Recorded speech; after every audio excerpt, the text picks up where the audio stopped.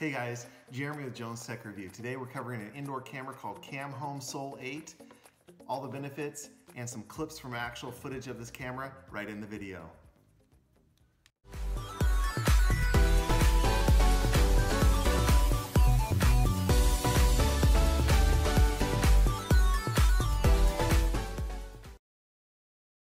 So let's dive in and take a look at what this camera looks like at night, and then I'm going to show you a little bit about the app, and then we're going to dive into more clips of it with natural lighting.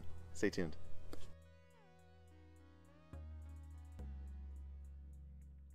So in this next clip of this Cam Home, I'm going to be showing you what the app actually looks like and some of those settings you can turn on and off. I'm going to do a screen recording on my phone and show you what that's all about. If you don't want to watch that, just skip forward. I show you some more clips of that camera in action. Okay guys, I want to show you a quick little thing about the app here. This is what the app looks like. To add devices, you're going to go on the top right and you would learn that camera in. Once you get that camera learned in, you have some settings along the bottom. You have devices, messages, friends, and me. We'll cover those here in a second. You have the living room cam, what I've named it. The image is upside down because I was playing with the button, and I'll show you what button I clicked, and it captured a video, it captured a little clip, and that's why it shows that one upside down. But next to that name, you see a play button with a little red dot, and you see a cloud. If we click that little play button, this is going to be all your clips. Whether I have mine set to any motion and video detection or any audio detection. I have both those set at medium. So anytime it detects either audio or video, motion, it's going to record, and I have it set to record 1 minute right now, just for practice purposes. I set it up in the living room. As you can see, it got lots of triggers by the front door, people going up and down the stairs, people walking in front of it, and so forth. So going back, you have the cloud storage too. So if you click on cloud, you have the history, you have screenshots, recordings. You click the three little dots on the top right. You can change the name of that living room cam. You can have it turn on or off to receive notifications for every time that happens. You can share it with somebody. Looking at the cloud service itself, if you have that micro SD card, 128 gigs, you can do something smaller, but let's say you did the max one. You could turn that off. But let's say if you wanted that backup, you could go ahead and turn it off and then find a plan that best fits your needs. So like the 3-day only alarm recording is $2.99 a month. But they're like, I'd rather do it all day recording. Just film everything all day. 3 days, 3-day total storage, all day recording is $3.99 a month, or $40 a year. Okay. If you did a week's worth, you're looking at $6.99 a month. And if you only did alarm recording, it would just be $1 more, $4.99, or excuse me, almost $4.99 a month. So getting back out of that, kind of gives you basic ideas. I'll let you make your decision on that. So you have network information. That's where you're going to log it into your Wi-Fi. You have your SD card, where you can format that. I took my card out. Okay. You can rotate the view on this. So let's say you get it mounted. You're like, I just wish I could rotate the view. You could rotate the view on that. It flips it in quarter turns. Your LED light turns that blue recording light on or off. That's an indicator light. The motion detection. So you can detect. So every time there's motion, the lower the level, the lower the sensitivity is going to be. Okay. So higher levels are going to be higher levels. Sensitivity will detect motion more easily. Okay. You can turn that on or off. And same with, I'm going to skip the night vision part. You're going to go to sound detection. You can turn sound detection on, and it takes, if you go to high, it's higher levels of sensitivity. So it's how it affects how easily you'll get alerted. So you can put a low sound and high sensitivity on motion. You can kind of tweak that and turn it off, turn it on, and I'll let you kind of play with that one and make those decisions based on where you have that camera set at. The night vision, I said in another clip that, hey, if you guys knew how to turn off that LED light, I found it. So going here, you can turn off night vision, you can turn it off, or you can set it to automatic, or you can turn it to always on, right?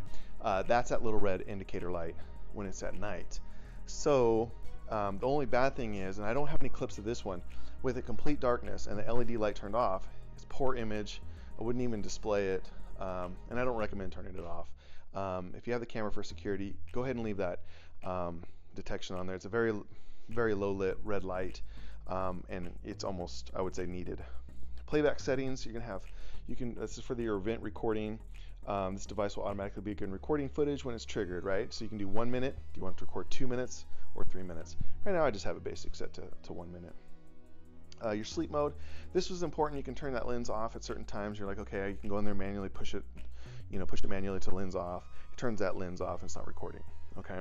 The privacy schedule, I like this one set because it's set to, you can have it hide itself during a specific period of time. Let's say, you know, you have it in a bedroom and you don't want to record you when you're sleeping, you can set that up, okay? The Geofence is another nice one. It says camera to hide itself when a user is in a specified area.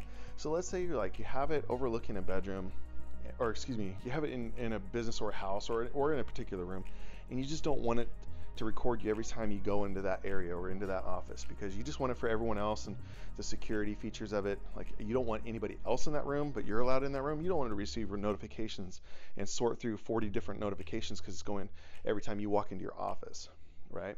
But you want it to record if anybody else walks into your office. So you can set your phone up to, if you go in past that Geofence, it doesn't record you, but if anybody else does, then it triggers an alarm. So I like that feature. For this cheap of camera and the quality and the features that it has, I gave it a thumbs up. It's pretty neat, and let's go back over to the footage. So here's a short little clip from the Cam Home 1080p camera without external lights, just the natural lighting. So this is the camera daylight, using the microphone on the camera.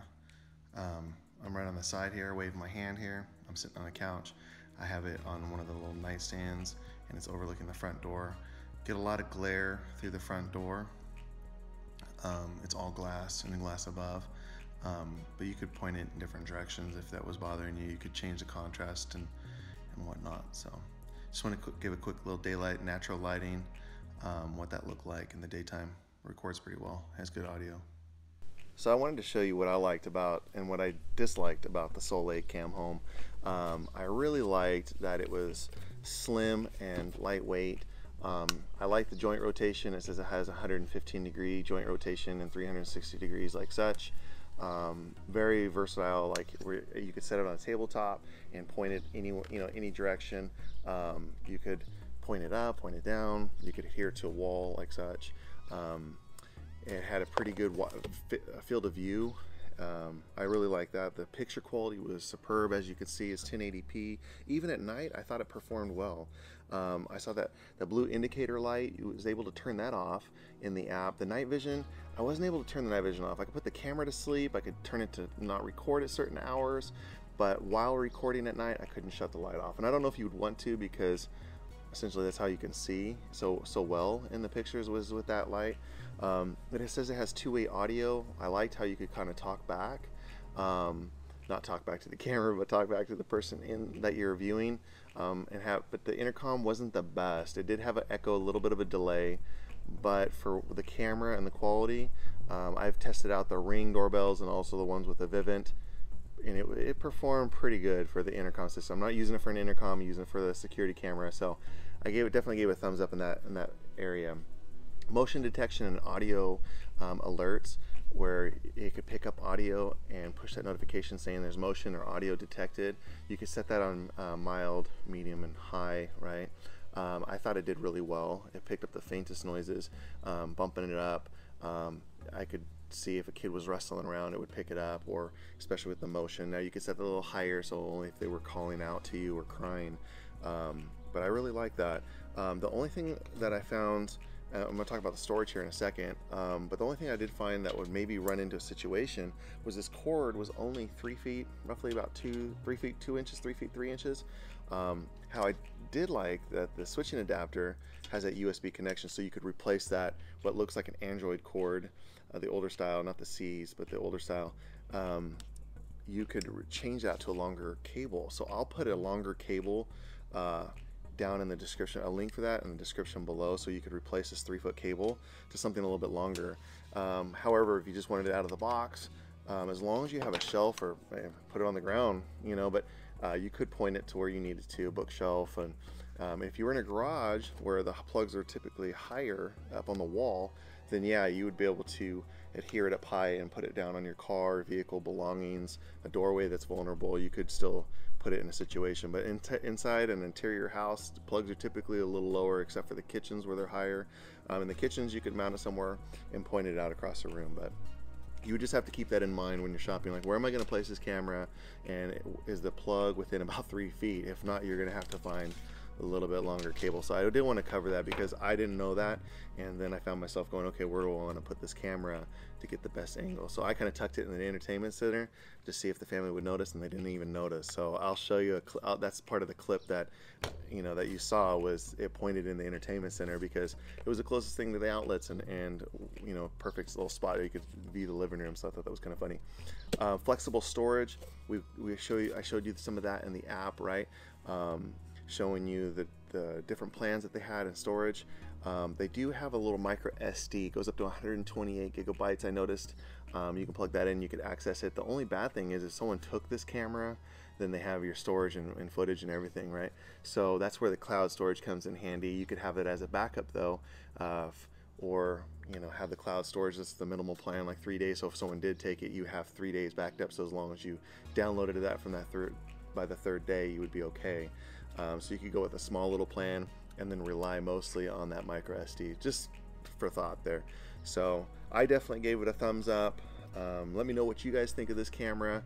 I'm going to be covering other tech gadgets, and I look forward to it. And as always, we thank you for watching Jones Tech Review.